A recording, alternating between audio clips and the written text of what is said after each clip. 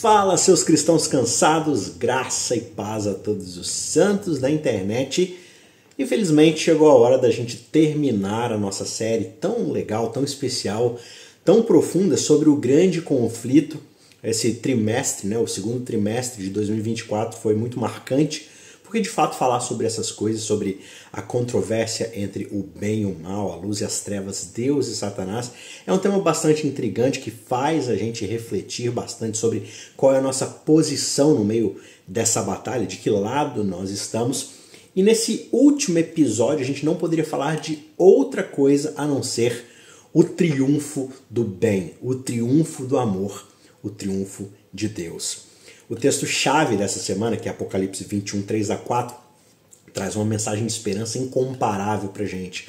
João diz que ele ouviu uma voz forte que vinha do trono e dizia: eis o tabernáculo de Deus com os seres humanos. Deus habitará com eles, e eles serão povos de Deus, e Deus mesmo estará com eles e será o Deus deles. E lhes enxugará dos olhos toda lágrima, e já não existirá mais morte, já não haverá mais luto, nem pranto, nem dor, porque as primeiras coisas passaram. Imagine um mundo perfeito, um mundo onde o próprio Deus ele habita entre nós. Esse é um lugar onde não existe mais lágrimas, porque cada lágrima que ainda existia, Ele mesmo enxugará dos nossos olhos. Não existe mais morte, não existe mais luto, não há razão para chorar, para sentir dor. Essa é a promessa incrível que a gente encontra na própria Bíblia, no finalzinho da Bíblia. E é isso que faz dessa escritura uma fonte de esperança tão poderosa. Quando a gente caminha na nossa jornada de vida, todos nós enfrentamos momentos de tristeza, perdas, Todos nós temos algum ente querido que se foi, e isso causa dor nos nossos corações. Então pense naquele momento em que você perdeu um ente querido, alguém próximo a você, ou quando você enfrentou uma doença terrível que tirou os recursos que você tinha, que te afastou da família, ou mesmo cada desafio diário que a gente sente a cada dia, que às vezes parece ser insuperável. A promessa de Apocalipse 21, 3-4 garante pra gente que todas essas experiências de sofrimento terão um fim. Deus ele promete um futuro onde todas essas coisas serão apenas lembranças distantes na nossa mente. E o clímax perfeito para a história da redenção e a unificação das famílias celestiais e terrenas se encontra aqui em Apocalipse. Cada família da terra reunida diante do Redentor. Lá desde o início, quando a gente abre a Bíblia em Gênesis, com a queda do homem lá no Jardim do Éden, houve essa separação, essa ruptura entre Deus e a família humana. Só que, no entanto, através de Jesus Cristo, essa separação ela começou a ser restaurada ali mesmo na promessa para a mulher de que o seu descendente viria para poder esmagar a cabeça da serpente e reunir todas as famílias da terra. E essa promessa ela se torna ainda mais real quando a gente olha para outras passagens bíblicas que reforçam essa esperança. Lá em João 14, 1-3, Jesus ele promete, um verso que você conhece muito bem, preparar um lugar para nós, para que onde Ele estiver, nós também possamos estar. Um outro verso muito querido daqueles que possuem a esperança na volta de Jesus é Tessalonicenses 4, 16-17, a primeira carta de Paulo aos Tessalonicenses, onde ele vai descrever o retorno de Cristo, onde os mortos em Cristo vão ressuscitar primeiro e juntos ali com os vivos eles serão arrebatados para encontrar o Senhor nos ares. Essa promessa é uma promessa que irá se cumprir. Por isso você precisa se lembrar diariamente da promessa de Deus. Em momentos de dificuldade você precisa se voltar para essa esperança e encontrar conforto nela. Além disso, você precisa compartilhar essa esperança com outras pessoas. Muitas pessoas ao nosso redor, elas passam por dor, por lutas, por desespero, assim como você já deve ter sentido e talvez esteja sentindo agora. Por isso a mensagem de Apocalipse 21, 3-4, ela pode sim acabar sendo uma luz na vida dessas pessoas. Independente das circunstâncias atuais, um futuro glorioso espera cada um de nós que aceitarmos a redenção que há em Cristo Jesus. Sabe, o grande conflito entre o bem e o mal vai terminar. E vai terminar com uma vitória completa e avassaladora de Jesus Cristo. E Ele estabelecerá o seu reino eterno, e ali, nesse reino, reinarão a paz, a alegria, o amor e a justiça. Então você precisa se manter firme na fé. Olhe para o futuro com esperança, sabendo que Deus está no controle e de que as suas promessas são verdadeiras. Eu quis começar com essa introdução mais, digamos assim, esperançosa, porque agora eu quero falar de algo que para muitos de nós acaba sendo um tema de medo, de apreensão, de temor, que é algo que talvez você já tenha ouvido falar estudando Apocalipse, que é o tempo de angústia, ou a angústia de Jacó. E essa reação a esse tema talvez seja de temor, de medo, e isso é bastante compreensível, porque quando a gente estuda ao longo da história, essa profecia, essa descrição bíblica de um tempo de angústia sempre foi associada a eventos catastróficos, ao julgamento severo de um Deus irado. Só que, no entanto, é importante a gente abordar esse tema com bastante equilíbrio, dentro de uma perspectiva fundamentada na esperança bíblica. O chamado tempo de angústia, ele se tornou, sim, um tópico bastante assustador, porque ele é retratado como um período de sofrimento extremo ali, sem um entendimento claro do propósito, um sentimento de ausência de Deus naquele momento onde a gente vai ficar ali abandonado, sem o Espírito de Deus. E por isso é fácil a gente cair, sim, em desespero. Mas é uma clara falta de uma compreensão profunda do caráter de Deus e das suas promessas de estar conosco em todas as situações. E quando a gente não tem essa visão clara, isso acaba contribuindo, sim, para uma visão negativa. Mas viver no tempo de angústia sem um mediador é uma ideia que ela pode parecer muito assustadora, né? Você não tem nem o Espírito Santo ali para te consolar, para te ajudar, para te orientar. Só que a gente precisa lembrar que a mediação de Cristo ela já garantiu a vitória para nós. Hebreus 13, 5-6 nos lembra de que a promessa feita é: de maneira alguma eu te deixarei e nunca jamais te abandonarei. A gente pode dizer com confiança: o Senhor é o meu ajudador, eu não temerei. Que mal poderá fazer o homem? Essa promessa assegura para a gente que mesmo em tempos de angústia a gente não está sozinhos. Lucas 11, 13, Jesus reforça essa esperança ao dizer: ora, se vós que sois maus sabeis dar boas dádivas aos vossos filhos, quanto mais o Pai Celestial dará o Espírito Santo àqueles que lhes pedirem. Deus promete não nos deixar desamparados, Ele nos dá o Espírito sim para nos guiar, nos confortar, fortalecer em tempos difíceis até o fim dos tempos. Além disso, é vital entender que o tempo de angústia não é apenas um período de sofrimento sem propósito. Ele é descrito na Bíblia como um tempo de purificação, de preparação, de fortalecimento da nossa dependência de Jesus Cristo para o seu retorno. Deus permite a gente passar por certas situações para fortalecer a nossa fé, o nosso caráter. Em 1 Pedro 1, 6-7, a gente lê: nisso vocês devem se exultar, ainda que no presente, por breve tempo, se for necessário, vocês sejam contristados por várias provações, ou seja, se a coisa ficar muito difícil, para que, uma vez confirmado o valor da vossa fé, muito mais preciosa do que o ouro perecível, mesmo apurado por fogo, redunde em louvor, glória e honra na revelação de Jesus Cristo. Então, ao invés da gente temer o tempo de angústia, a gente deve vê-lo como uma oportunidade para crescer na fé, confiar nas promessas de Deus. Ele está sempre conosco. Ele diz: olha, eu vou estar com vocês até a consumação dos séculos. Aquele que começou a boa obra em vocês, Paulo diz em Filipenses, vai terminá-la até o dia de Cristo Jesus. Ele sempre estará conosco, pronto para nos ajudar, pronto a nos guiar, não importa o quão desafiador sejam as circunstâncias. Nós precisamos manter os nossos olhos fixos em Cristo, nosso Salvador, o nosso mediador, e viver com a certeza de que Ele nunca nos abandonará.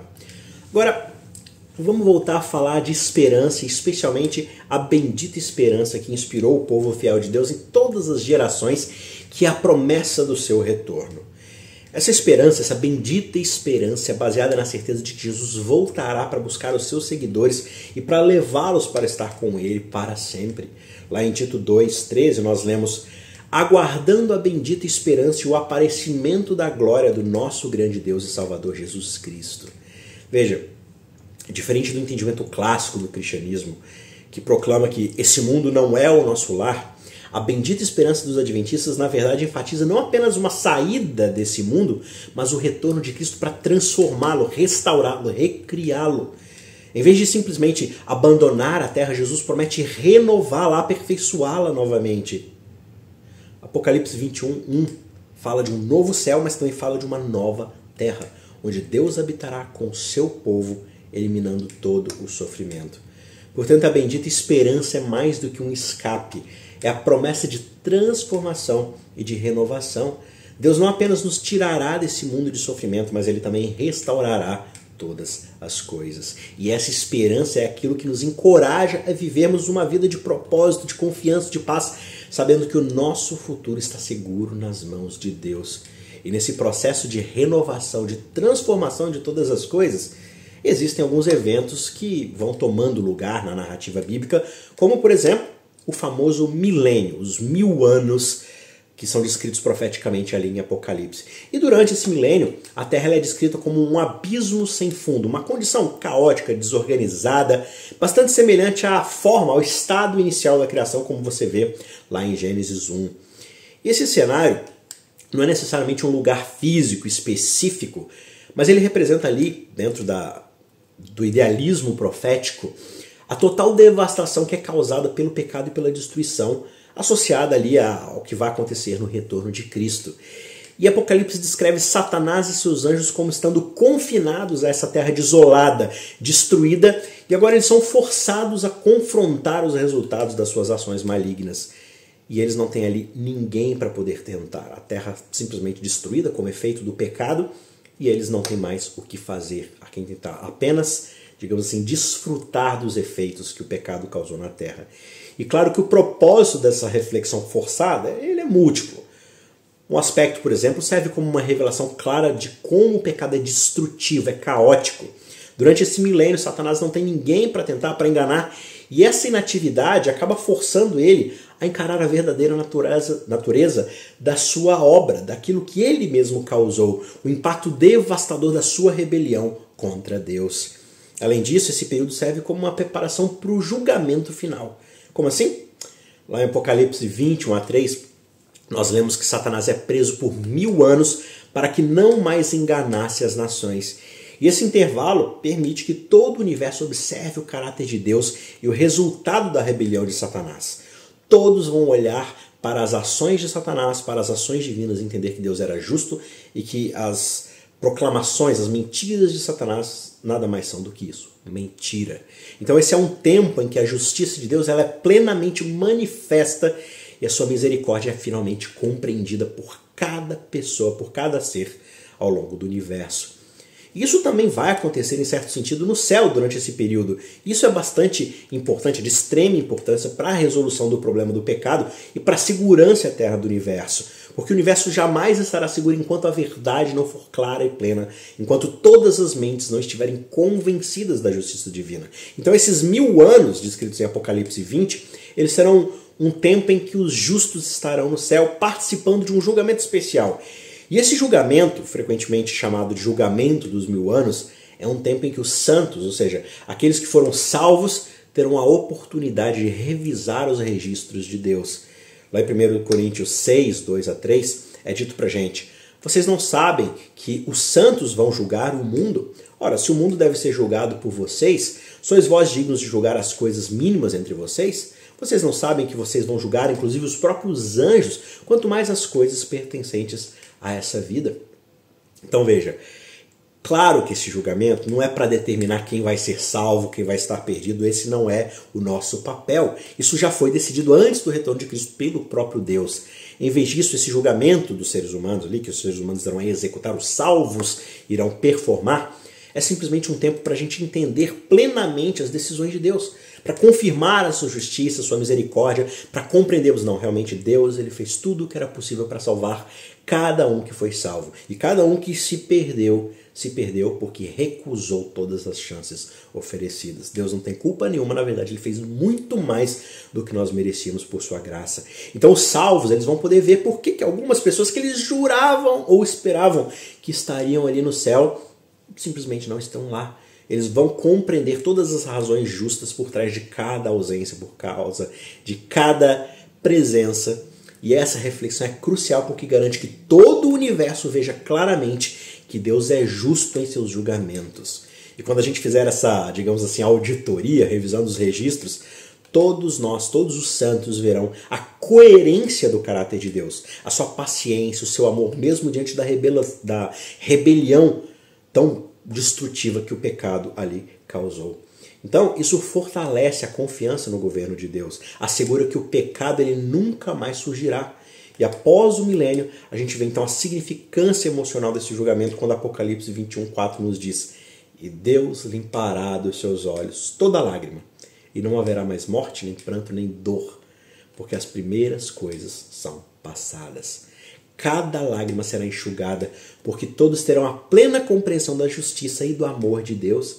Não haverá mais dúvidas, mais ressentimentos sobre os julgamentos divinos, e a paz reinará eternamente. E aí, claro, após o milênio, acontece um evento crucial descrito ali em Apocalipse 20:11-15, o julgamento final. E nesse momento todos os seres humanos, tanto os salvos quanto os perdidos, estarão presentes. Mas por que é necessário que esses dois grupos estejam ali juntos durante esse julgamento? Não foi escolhido já quem está salvo, quem está perdido? Não foi decidido, não foi julgado?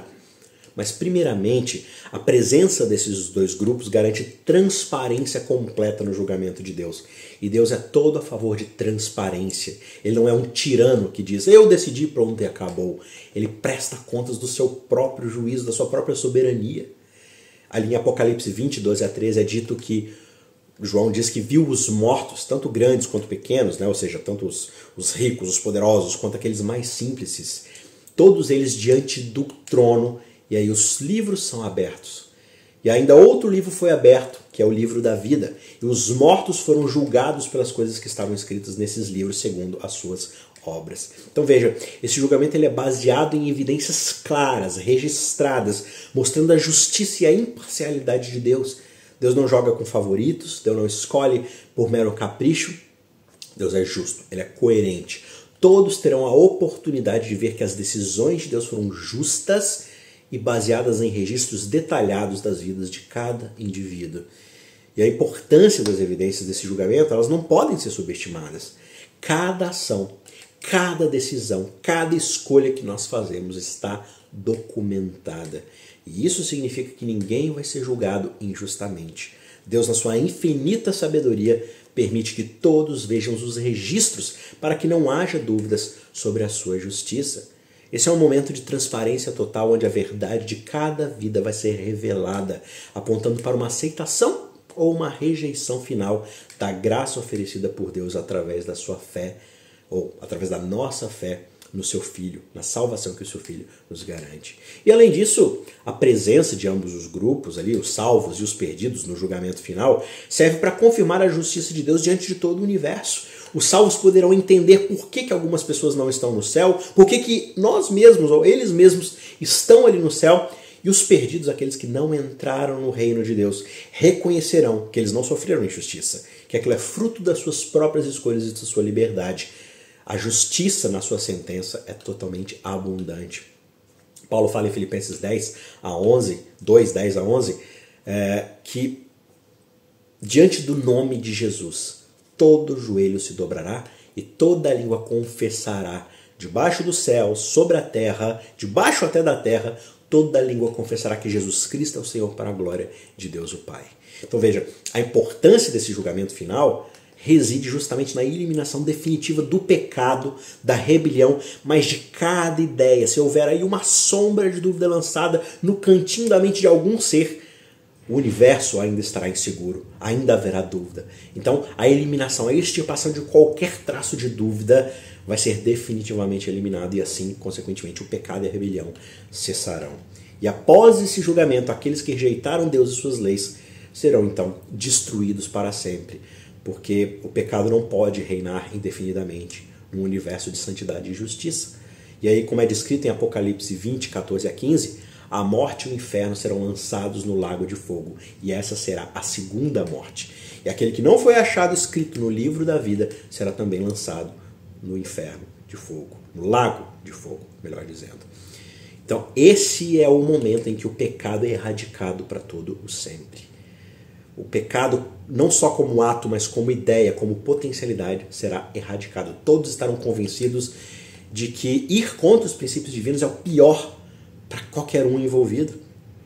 Então isso garante que não haverá mais a chance do pecado retornar e, portanto, sofrimento, dor, rebelião, tudo isso será extirpado do universo de uma vez por todas. todos estarão plenamente convictos de que os caminhos de Deus são os mais justos, os melhores possíveis para toda a ordem e equilíbrio do universo. Portanto, não faz mais sentido manter uma vida de pecado. O pecado não é mais uma opção viável para ninguém. E com todas as escolhas feitas por cada indivíduo de forma definitiva, aí finalmente um reino eterno de paz, amor e justiça começarão. E eu espero sinceramente que você, que eu, possamos escolher o lado certo até aquele grande dia para qual a nossa esperança aponta.